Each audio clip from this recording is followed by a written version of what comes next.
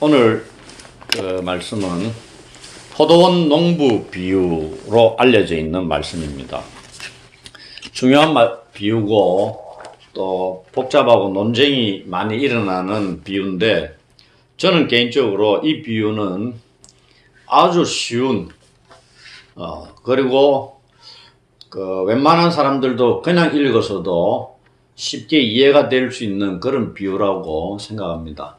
학자들이 논쟁이 심하기 때문에 자기들이 어렵다고 하는데, 저는 그렇게 비유들 중에 그렇게 어려운 비유는 아니지 않느냐 생각을 하고, 이 비유가 우리가 지금 11장에 예수님이 성전에 들어가시고 상을 엎으시고 성전을 내서 난동을 부리신 그 이후에 계속적으로 12장 끝까지 이어지는 성전에서 일어나고 있는 것들입니다. 사건들이고, 그리고 11장 27절부터는 이 성전에서 종교 지도자들과의 논쟁이 붙습니다.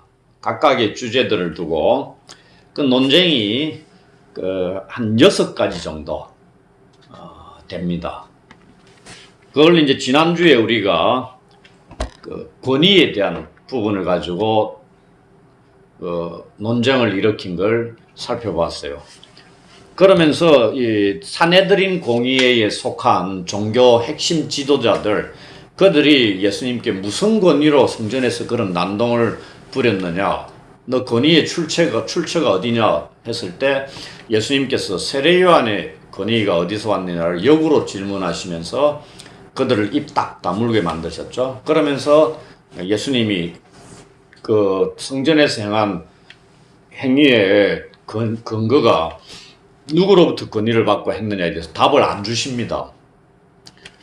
답을 안 주고 그냥 끝나버리는 듯한데, 오늘 이 12장 1절부터 12절 요 단락에서 예수님이 자신의 권위가 어디에서 근거하고 기원하고 있는가를 비유로 간접적으로 알려주십니다. 그들의 논쟁 속에서 직접적으로 답을 안 하셨는데 비유를 통해서 간접적으로 알려줍니다. 그런데 12절 끄트머리에 보면 이 비유가 자기들을 가리켜서 말씀하시는 줄 명확히 알았다 이렇게 되어 있습니다. 그 정도로 이 비유가 종교 지도자들을 대상으로 한 비유다는 걸 1차적으로 알 수 있는 겁니다.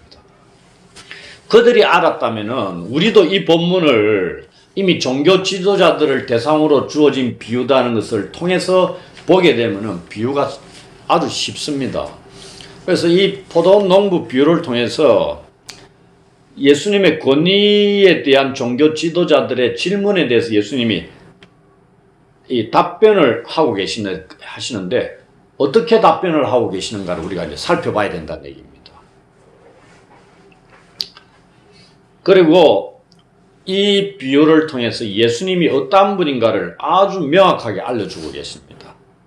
그리고 이 본문은 오늘날 우리들에게도 중요한 가르침, 교훈을 던져주고 있는 말씀입니다. 그런 부분들을 살펴보려고 합니다.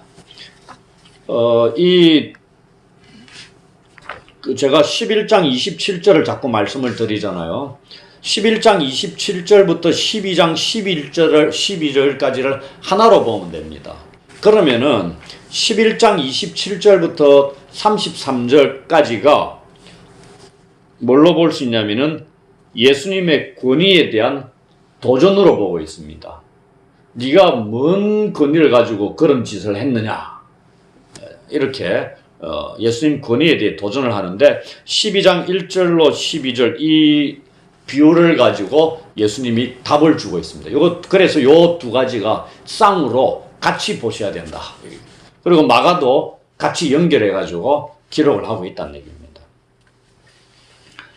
그러면서 이 비유가 왜 좀 쉽게 해석이 가능하냐고 제가 말씀을 드린다면은, 우리가 비유를 해석해 온 성경은 지금 2000년 전에 기록이 됐잖아요.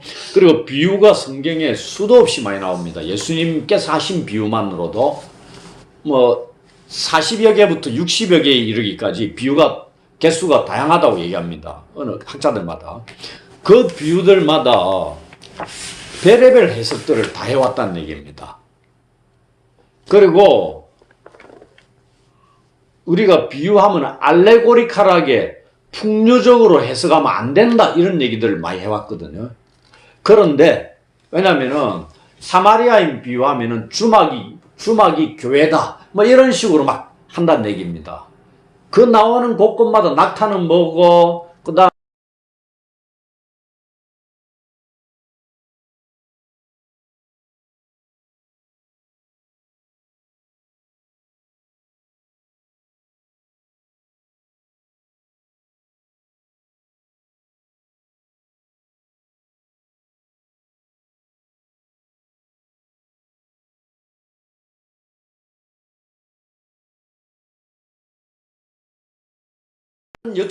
역사의 인물들이 풍류적으로 해석을 많이 했어요.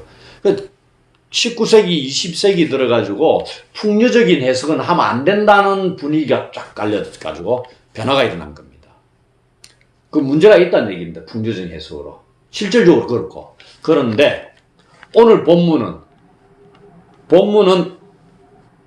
알레고리칼하게 풍류적으로 해석이 충분히 가능하다. 이 비유입니다. 저도 오늘 본문을 조금 풍류적으로 해석 가능하다고 보고 있고요. 왜냐하면 풍류적으로 해석한다는 게 알레고리칼하게 해석한다는 게 이런 겁니다. 이 한 사람이 포도원을 지었다 그랬죠? 이 한 사람이 누굽니까? 하나님입니다. 이런 게 풍류적으로 해석하는 건데 바로 딱 떨어지게 풍류적으로 해석이 되는 비유가 오늘 본문입니다. 그 다음에 포도원은 뭐겠어요? 이스라엘입니다. 이게 어디 나와 있느냐? 이사야 5장 1절부터 7절까지 내용 보면은 마가복음 12장 1절로 12절은 이사야 5장 1절로 7절의 패러디입니다. 그래서 그게 보면 포도원이 이스라엘로 나와 있어요. 이걸 예수님 비유하시면서 그렇게 해석을 하는 겁니다. 그 다음에 그럼 농부들은 누구냐? 농부들이 누구겠어요? 이 비유를 듣는 자들이죠. 명확하게 자기들 가리켜서 했다고 알아들었잖아요. 그럼 자기들이 누구야? 산헤드린 공의의 11장 27절부터 예수님께 나오가 권위를 물었던 도전했던 자들이죠. 그게 누구예요? 대제사장들, 서기관들, 장로들 이 자들이 여기 농부들입니다. 이렇게 하는 게 풍류적인데 이거는 이렇게 해석해야 된다는 얘기입니다. 그 다음에 이 주인이 그 포도원 소출을 받기 위해서 계속적으로 보낸 종들은 누구겠어요? 하나님의 예언자들, 선지자들입니다. 이거는 뭐 누가 이의를 제기할 수 없는 그런 적용입니다. 구약 성경에도 이 예언자들을 하나님의 종이라고 구약 성경이 많이 언급하고 있습니다. 이걸 예수님이 비유로 그대로 적용을 하고 있는 거죠. 그 다음에 사랑하는 아들이 누구겠어요? 뭐 예수님이죠. 이게 풍류적인 겁니다. 다른 비유에서는 갖다 붙이면 안 되는 걸 이 비유는 이렇게 해석하는 겁니다. 그 다음에 그 농부들을 진멸하고 다른 사람들에게 포도원을 주겠다 이렇게 얘기하고 있죠. 그럼 다른 사람들은 누구겠느냐? 이게 조금 해석이 분분합니다. 다른 사람들이 누구겠느냐? 저는 왜냐하면 이 비유가 오늘 요 비유에서만을 해석해야 됩니다.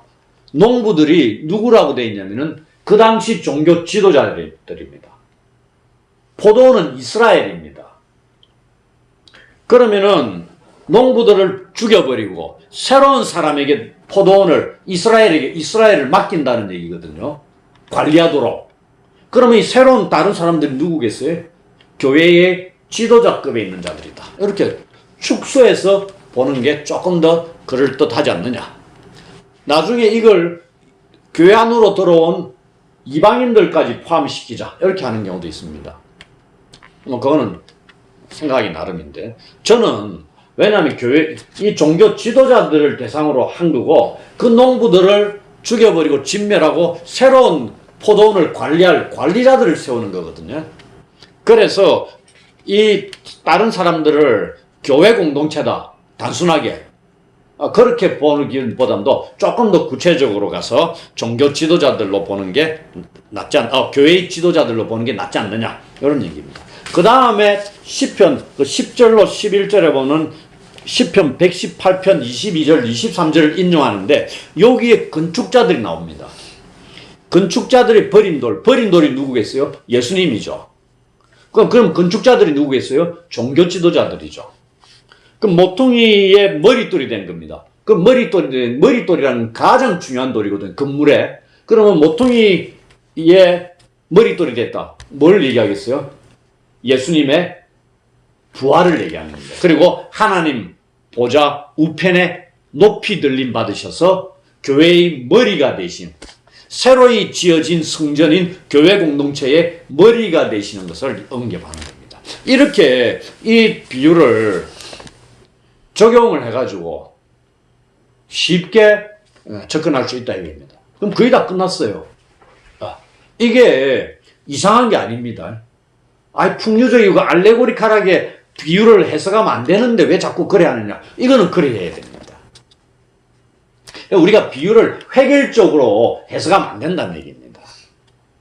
다양하게 해석 가능하다는 걸 우리가 염두에 두고 비유를 봐야 되는 겁니다. 그래서 어떤 거는 풍류적으로 갖다 붙이면 해석하기 곤란해요. 그런 거는 그래 하면 안 되는 거죠. 그래서 우리가 비유를 해석하는 게 그래 쉽지는 않습니다. 쉽지는 않고. 그러면서 이제 예수님이 이 비유로 하시는데 간접적으로 답을 주셨다 했죠. 비유를 들어서 비유라는 도구를 사용해 가지고 종교 지도자들이 깨닫게끔 말씀을 하시는 겁니다. 기가 막힌 수단입니다. 이 비유의 기능이 그렇게 쓰이는 거죠. 그러면서 이제 비유가 어디에서 나오냐면은 1절 뒷부분부터 9절까지 비유가 쭉 이어 나옵니다. 10절은 비유가 아니잖아요. 그래서 이 포도원 얘기는 이사야 5장 1절로 7절에 가면 이 내용이 나옵니다. 근데 거기서 얘기하는 등장인물들하고 여기 등장인물들은 쌤쌤이로 다 똑같이 하나같이 다 적용되는 건 아닙니다. 그런 건 아닌데 거의 내용들이 유사합니다. 그 포도원은 거기서 얘기하는 포도원은 여전히 이스라엘입니다. 그리고 거기서 좋은 열매를 기대를 했는데 이스라엘 민족으로부터 좋은 열매를 기대한 거죠. 근데 열매를 좋은 걸 못 맺었습니다. 근데 오늘 본문은 누구가 타겟이죠? 포도원이 타겟 아닙니다. 포도원은 멀쩡해요. 누가? 그것을 새로 받아가 관리하는 농부들이 포인트입니다. 요게 이사야서하고 차이점입니다. 그러니까 그대로 갖고 와가지고 1대1로 딱딱 대입하는 건 아니다는 얘기입니다. 예수님이 여기는 지금 11장부터 이어지는 그걸 가지고 예수님이 비유를 말씀을 하신 거고 타겟이 종교 지도자들을 향한 것입니다. 이스라엘 백성들을 향한 게 아니고. 그 말은 종교 지도자들이 포도원 관리에 있어서 자기들에게 주어진 책임이나 권리를 남용했다 이 말입니다. 주인이 농부들에게 맡겼다는 얘기입니다. 맡겼는데 그들이 제대로 이스라엘 백성들을 제대로 관리를 못했다. 양육하지 못했다. 인도하지 못했다. 어찌 보면 청지기로서의 역할을 제대로 못하고 권력을 남용하고 자기의 부를 축적하고 백성들을 억누르고 억압하는 이러한 것으로 권리를 사용했다. 그래서 맡기신 주인이 구약 때부터는 계속적으로 종들을 보내는데 그들이 다 죽여버리고 핍박하고 박해를 하는 겁니다. 그리고 마지막 최후로 6절에 최후로 아들을 보내는 겁니다. 이 최후가 뭐겠어요? 히브리스에 나오는 말로 보면은 최후라는 거가 거의 유사한 의미가 이 모든 날 마지막에 아들을 보냈다 이렇게 되어 있습니다. 이걸 한마디로 뭐라고 얘기해요? 종말 이런 얘기입니다. 그 종말은 뭐와 관련돼 있어요? 심판, 결산과 관련된 겁니다. 여기도 그렇게 나오는 겁니다. 그래서 최후로 이런 게 종말론적인 용어입니다. 그렇게 보시면 됩니다. 그 농부들에게 포도원을 만들어가 새로 주는데 포도원을 만드는 과정을 아주 상세하게 언급하고 있죠. 이 말은 뭐냐면은 대충 선만 긋고 툭 던져주고 너가 알아서 해. 이게 아니고 완벽하게 포도원을 다 갖고 놓고 줬다 이 말입니다. 그 얘기거든요. 하나하나 만들어가는 과정까지 친절하게 설명을 다 해놨다는 얘기는 이 포도원을 새로 농부들에게 주기 전에 이미 세팅을 다 해놨다는 얘기입니다.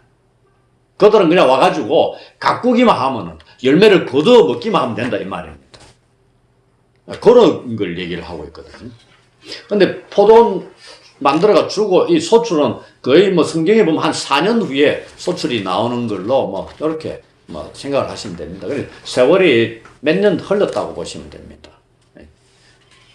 그리고 새로 주고 주인은 어디로 가요? 타국에 갑니다. 이 팔레스타인 이 지역에 이건 지주죠. 지주와 소작농가의 그런 관계입니다. 관계에 지주가 그 땅 주인 그곳에 없는 경우가 상당히 많습니다.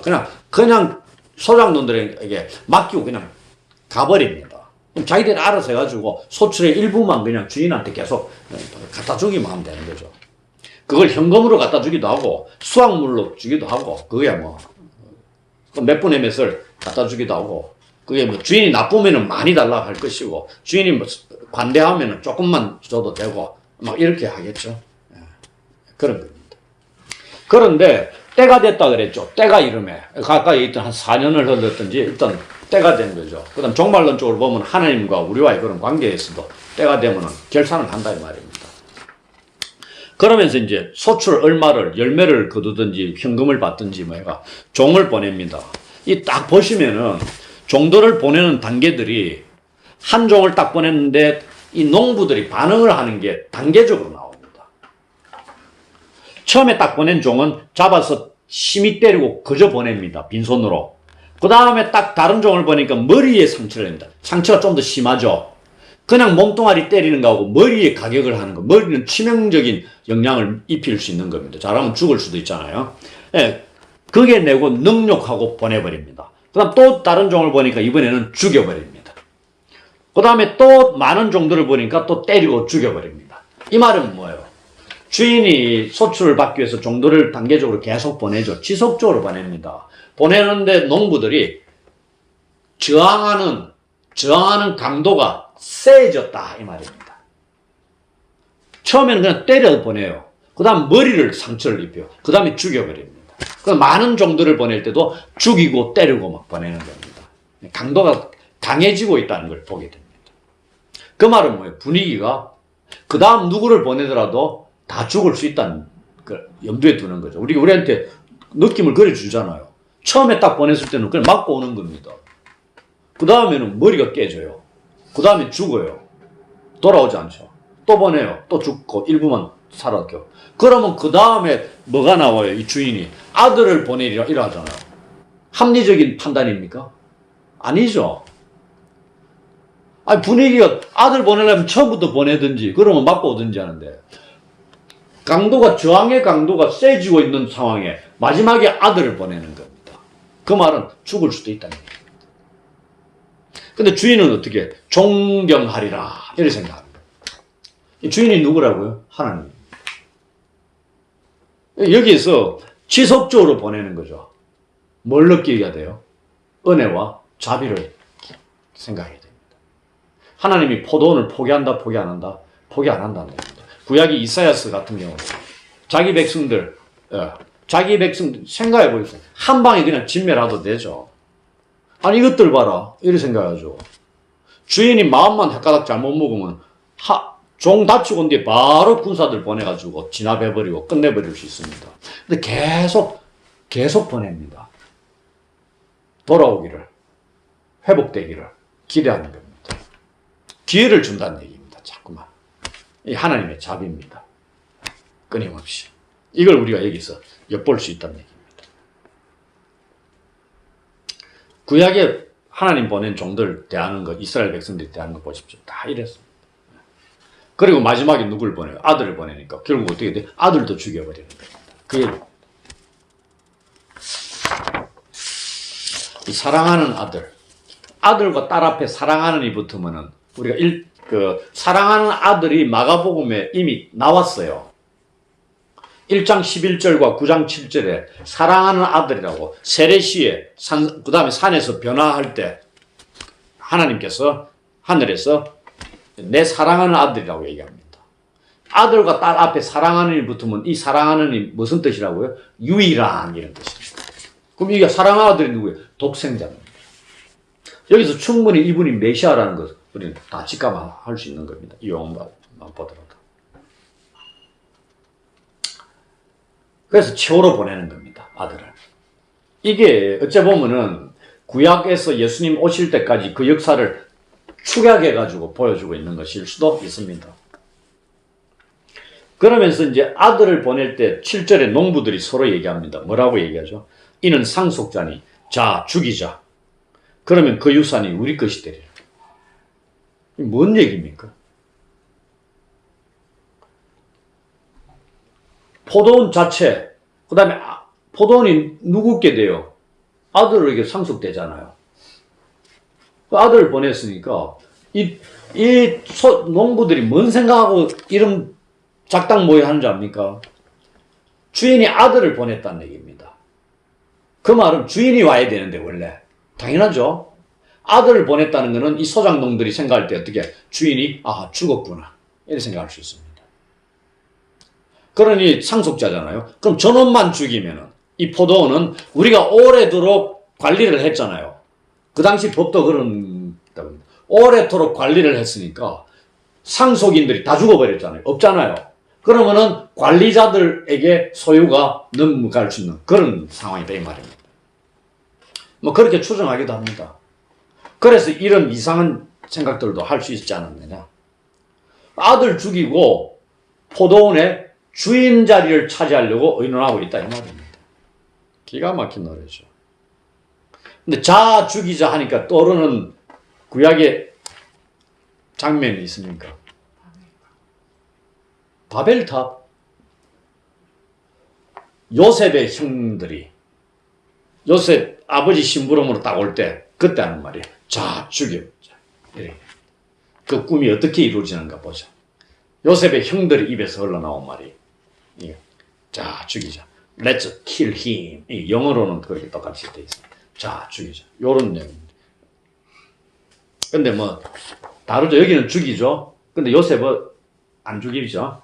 내용이 좀 다릅니다. 다르긴 다른데 아무튼 간에 그런 그 이유를 뭐 생각할 수도 있고 뭐 성경에는 언급이 안 돼 있습니다. 이들이 죽이려고 했던 이유가. 그래서 우리가 깊게 들어갈 필요는 없고요. 일단 이렇게 상속자라는 걸 알고 이 지금 농부들이 알았다는 얘기입니다. 상속자라는 거. 그래서 죽이는 겁니다. 주인은 어떻게 존중하리라 하고 보냈어요. 근데 그 기대가 완벽하게 빗나갑니다. 그리고 주인이 좌절하는 순간이죠. 사랑하는 아들이 죽임을 당하는 겁니다. 근데 이 비유대로 하자면은 이 당시에 종교 지도자들이 예수님이 하나님의 아들이라는 걸 알았다 몰랐다. 알았다고 봐야 되는 거죠.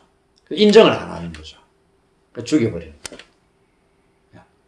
겁나는 일이죠. 하나님의 아들임을 알고 죽였다는 얘기입니다. 뭐 그건 이제 생각해 볼 문제고요. 그러면서 잡아서 죽여가지고 포도원 밖에 던져버립니다. 의논한 걸 그대로 실행에 옮기는 거죠. 그런데 매장을 안 합니다. 포도원에서 죽여가지고 포도원 바깥으로 그냥 시신을 던져버립니다. 이 정도로 아까 얘기했죠. 주인의 종들을 단계적으로 강도를 강해가면서 대응을 했고, 그래서 아들을 보내니까 이렇게 농부들의 악함, 이것이 드러나서 아들을 죽이고 포도원 바깥으로 매장도 안 하고 버려버리는 이러한 악을 행한다 이 말입니다. 그 다음에 이제 9절부터 11절에 이렇게 되고 난 뒤에 9절부터 11절에 보면 질문이 딱 2개 나옵니다. 하나는 질문에 답이 있고요. 하나는 질문에 답이 없습니다. 이 9절로 11절에 대해서는 우리가 뭘 생각해 볼 수 있냐면은, 관심사가 이 종교 지도자들이 자신들에게 주어져 있는 이스라엘 유대인들을 다스릴 수 있는, 관리할 수 있는 주어진 이 권위를 어떻게 행사했는가. 그리고 그들이 하나님의 아들의 사역과 메시지에 어떻게 반응했는가, 이런 걸 보여주는 겁니다. 이 9절로 11절 보면은. 그래서 9절에 보시면은 포도원 주인이 어떻게 하겠느냐 질문입니다. 첫 번째. 존중받을 것으로 생각하고 아들을 보냈잖아요. 근데 농부들에 의해서 죽임을 당한 것을 알고 주인이 어떻게 하겠느냐 이렇게 질문하는 겁니다. 관대했다 그랬죠. 관대한 주인, 자비로운 주인이 농부들을 용서할까요? 이 본문은 그렇게 말씀 안 합니다. 바로 답을 하죠. 와서 그 농부들을 진멸하고 포도원을 다른 사람들에게 주리라. 주인의 반응이 뭐라고요? 아들을 죽인 농부들에 대해서 심판을 행합니다. 그 모두를 진멸합니다. 그리고 포도원은 다른 사람들에게 주기로 결정을 합니다. 여기서 다른 사람들이 누구냐? 일개 구성원이 아니고요. 관리인입니다. 쉽게 생각하게 되면. 그럼 주인이 어떠한 사람들에게 포도원을 맡길 거냐? 우리는 어디에서 답을 찾아야 돼요? 성경에서 찾아야 되죠. 예수님이 하신 말씀 속에서 찾을 수 있습니다. 그게 마태복음 24장 45절, 누가복음 12장 42절에 보면은 충성되고 지혜 있고 진실한 자들에게 하나님 주인이 맡긴다. 이렇게 되어 있습니다. 여기에도 다른 사람들에 해당되는 자격에도 이런 것이 되지 않겠느냐. 충성되고 지혜 있고 진실한 자들에게 이 포도원을 맡기실 것이다. 주인은 농부들 때문에 포도원까지 이제는 관리하기 귀찮아. 포도원도 갈아엎어야 되겠다. 없애요. 이게 아니고요. 포도원은 끝까지 포기하지 않는다는 얘기입니다. 새로운 관리인을 세워서 포도원을 갖고 간다는 얘기입니다.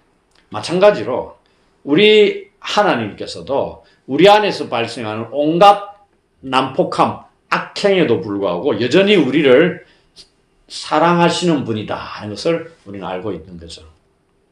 이 하나님으로 인해 우리는 오늘도 여전히 소망을 가지고 살아갈 수 있습니다.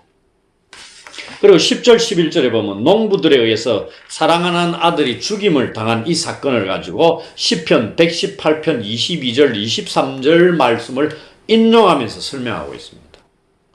이 시편의 말씀이 그럼 누구한테 적용되는 거라고요? 예수님께, 메시아께 적용되고 있다는 것입니다. 이 모퉁이의 머릿돌, 건축자들이 버린 돌이 왜 버렸겠어요?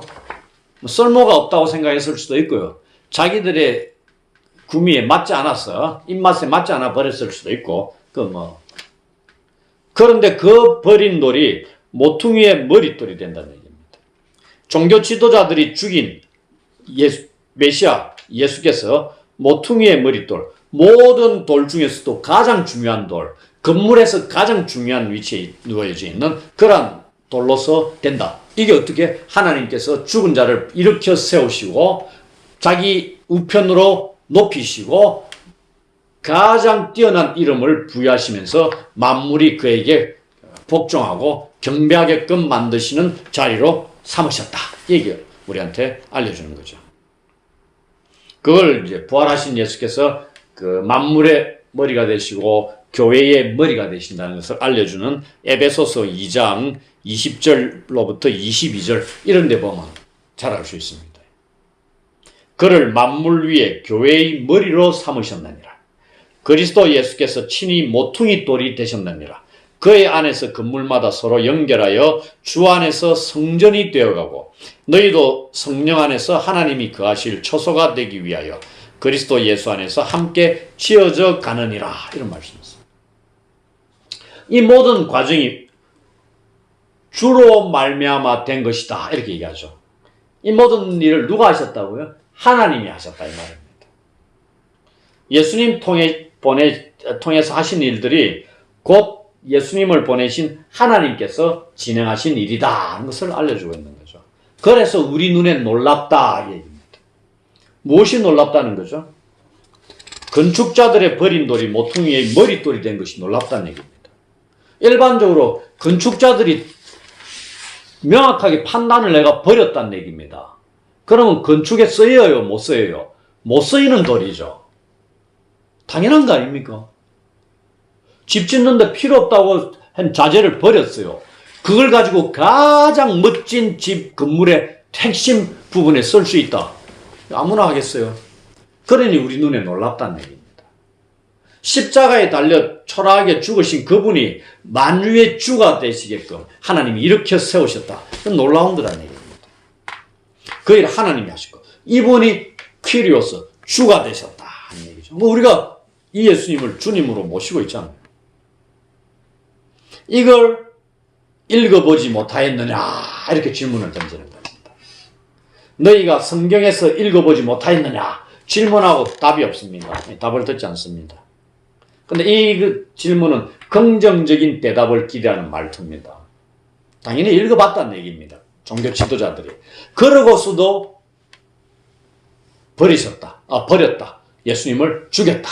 그러니 그들이 어떻게 책임을 면할 수 없다. 그러니 진멸당하는 겁니다. 모르고 했다? 천만에요. 알고서 했다 이 말입니다. 그래서 아까 제가 중간에 말씀드렸죠. 사랑하는 아들을 몰랐겠느냐? 알고 했다 이 말입니다. 구약을 몰랐겠느냐? 율법교사고 박사들인데 몰랐겠느냐? 알았다 이 말입니다. 주일날 얘기했던 유대 땅 베들레헴에 난다는 거 서기관들이 알려주잖아요. 헤롯 왕에게. 헤롯 왕은 몰랐을 수도 있을지 모르지만 서기관들은 알았다 이 말입니다. 종교 지도자들이 메시아가 어디서 나느냐, 유대인의 왕이 어디서 나느냐 알았다 이 말입니다. 그리고 예수님이 오시고 백성들이 유대인의 왕이라 얘기하잖아요. 그리고 신문 받을 때 네가 유대인의 왕이냐, 네가 말했다 그렇다 인정하잖아요. 예수님이. 그래도 죽인다고 생각해봐요. 그들이 책임을 면할 수 있겠습니까? 택도 없죠. 그래서 심판을 당하는 겁니다. 알고도 거짓을 했다. 메시아를 하나님의 아들을 죽인 죄를 범합니다. 그걸 이제 오늘 이 본문에서도 우리한테 말씀합니다. 그러면서 이제 12절에 종교 지도자들이 예수님의 비유를 딱 듣고 이 비유가 자기들을 가리켜 말씀하신 줄 알았다. 이 비유 딱 듣고 그대로 알은 겁니다. 예수님 비유는 인사이드, 제자들에게는 알려주고 아웃사이드, 바깥에 있는 자들은 깨닫지 못하게 한다. 이렇게 마가복음 4장 비유의 목적을 말씀하셨잖아요. 근데 이 비유는 그냥 알아버리는 겁니다. 그래서 아까 말씀드렸다시피 비유를 획일적으로 해석할 게 아니다는 얘기입니다. 이 비유는 적들이 그냥 듣고 알아버리잖아요. 자기들 가리켜서 하신 비유라고. 어떤 거는 듣고도 깨닫지 못해요. 제자들도 몰라. 그래서 예수님이 따로 불러서 설명까지 해야 되잖아요. 근데 이 비유는 그냥 알게 된 그런. 그래서 알레고리칼한 비유들은 쉽게 해석이 가능할 수 있다는 얘기입니다. 그런데 이들이 잡으려고 하는데, 죽이려고 하는데 무리들이 두려워가지고 예수님 두고 갑니다. 이걸로 끝났겠어요? 그 다음부터 13절부터 쭉 한 5가지 정도 논쟁에 이들이 대리인을 보내가지고 예수님을 덫에 걸려서 넘어뜨리고자 합니다. 그것도 안 되니까 결국 예수님의 제자가 팔아버려가지고 그래 돼버리는데, 아무튼 이런 게 마무리되는 게 오늘 이 비유입니다. 이 비유를 통해 가지고 예수님은 자기가 무슨 권위로 성전에서 행사했다는 걸 명확하게 알려줍니다. 자기가 누구라고요? 하나님의 사랑하는 아들이다 알려주잖아요. 그 예수님이 오셔가 뭘 한다고요?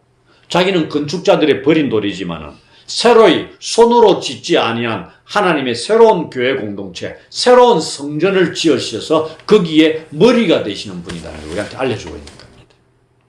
그 다음에 이 포도원을 제대로 관리하지 못한 자들에게 심판이 임했죠. 다가오는 심판에 대해서도 말씀하고 있다는 얘기입니다. 이 본문이. 본문에서는 종교 지도자들을 가리킵니다. 심판의 대상이. 근데 13장 가게 되면은 심판이 예루살렘과 나라 전체로 확대되고 있습니다. 심판이 임박했다는 얘기입니다. 그 다음에 이 포도원 주인으로서의 하나님 아버지의 인내 그리고 은혜로우신 자비, 사랑을 이 본문에서 기억해야 되는 겁니다. 농부들이 지속적으로 악을 행하죠. 그럴지라도 주인은 끝까지 인내하면서 관계 회복을 위해서 종들을 계속적으로 보냅니다. 최후에는 사랑하는 아들까지 보내면서 관계 회복을 위해서 시도를 하는 겁니다. 여기에서 우리는 우리의 주인 되신 하나님의 인내와 지속적인 사랑을 보게 되는 겁니다. 이것 때문에 살아나게 되었지만요, 우리가. 하나님의 지속적인 사랑, 이걸 구약 선지서 중에 주제로 삼고 있는 성경이 있습니다. 호세아서입니다. 음란한 아내를 끝까지 책임지라 그러잖아요. 대단한 성경입니다. 선지자가 참, 하나님 부르시면 별짓 다 해야 됩니다. 자녀가 죽고, 그래도 통곡도 하지 말아야 되고, 그죠? 선지자로 부름받는다는 게, 내가 할 수 있는 것도 아니죠. 하나님 부르시니까, 그 일을 하신. 예레미야 같은 건 어디에서 불렀어요? 태중에서 불렀죠. 그래, 선지자들의 운명이라는 것도 하나님 특별히 부름받은 인물들이니까요. 그들을 통해서 하나님이 대리인들을 통해서 자기 백성들에게 오시는 겁니다. 직접 오시면 하나님은 그 모세 때 그러잖아요. 내가 직접 가가지고 광야의 백성들을 죽이려니까 모세가 긍휼히 여겨달라고 그러잖아요. 그래서 하나님이 죄인들 앞에 서면 죄인들 어떻게 돼요? 죽음입니다. 멀쩡한 우리가 보더라도 살 수 없는데 죄인들에게 나타난다 하는데 어떻게 해야 되겠어? 그건 죽음입니다. 그냥. 대리인들 보내는 겁니다. 사랑입니다. 그 다음에 마지막으로 오늘 우리들에게 이 본문이 어떤 교훈을 가져다 주느냐. 우리들에게도 하나님께서 불러주셔가지고 사명들을 맡겨주십니다. 각자의 본분에 걸맞는, 달란트에 걸맞는 책임을 맡겨주신다는 얘기입니다. 그 일에 때가 차면 열매를 요청하십니다. 결산할 때가 있다 이 말입니다. 그때를 대비해서 우리가 아까 했던 충성되고 지혜 있고 진실한 자들로 맡겨주신 일을 잘 감당해야 된다 이 말입니다. 그래야 우리에게 맡겨진 포도원을 빼앗기지 않을 수 있다는 얘기입니다. 그것을 오늘 이 본문에서 알려주고 있는 말씀이라고 생각할 수 있습니다. 이 종교 지도자들이 얼마나 찔렸겠어요. 기분이 나빴겠고. 그래서 바로 잡아 죽이려고 했는데 무리들 때문에 이때 못 잡아가는 겁니다. 이를 빠글빠글 갈면서 돌아가지 않았겠느냐. 호시탐탐 죽일 때만 기다리는 그런 자들입니다. 그런데 이들이 포도원의 관리자들로 세워졌는데 그들이 어떻게 이 포도원을 개인 사유화하려고까지 욕심을 부렸다 이 말입니다. 거기서 온갖 것 다 뺏어먹고 그 다음에 상속자까지 죽이고 포도원을 독차지하려고까지 욕심을 부렸다는 것을 보게 된다는 얘기입니다. 교회의 높은 지위에 있는 그러한 자들에게 주시는 도전일 수도 있습니다. 교회가 한 개인의 사유물, 소유물이 돼서는 안 된다는 얘기입니다. 그럼에도 불구하고 자기가 개척해가 거대하게 세워가지고 아들에게까지 세습시키고 그러면서 거기에 있는 헌금이나 재정들도 자기 마음대로 쓰고 이런 일들, 완전히 교회를 개인 사유물로 여기면서 잘못된 일을 저지르는 그러한 데까지 나아가는 자들도 있다는 얘기입니다. 하나님 앞에 어떻게 되겠어요? 하나님이 맡겨준 거잖아요. 포도원이 누구 거야? 하나님 거죠. 소작농은 그냥 일하고 맡겨준 자들입니다. 세를 내면서. 그 수확물 거둬가지고 합당하게 자기들이 챙겨 먹고 그 외에는 주인에게 돌려줘야 되는 거죠. 그걸 하지 않았던 자들입니다. 그 비유로 예수님 말씀하신 아주 뼈가 있는 비유죠. 그러니 듣고 바로 깨닫고 죽이려고 달려드는 겁니다. 얼마나 신랄한 비유냐. 이 상황에 처해 있는 자들은 찔리겠죠. 이 말씀이 교회의 지도급에 있는 자들에게 선포가 될 때 진짜 제대로 전해지면 그들이 뭔가 하나님 말씀 앞에 바로 서려고 하는 자들은 엄청난 찔림을 받아야 될 그런 비유이기도 합니다. 그래서 우리도 이러한 종교 지도자들처럼 포도원에 대해서 대응을 하고 주어진 권위를 남용하게 되면 심판이 따를 수 있다는 것, 그런 것들도 기억하면서 이 말씀을 주의하며 이 말씀을 우리가 살펴봐야 되지 않느냐, 그렇게 말씀을 드릴 수 있겠습니다.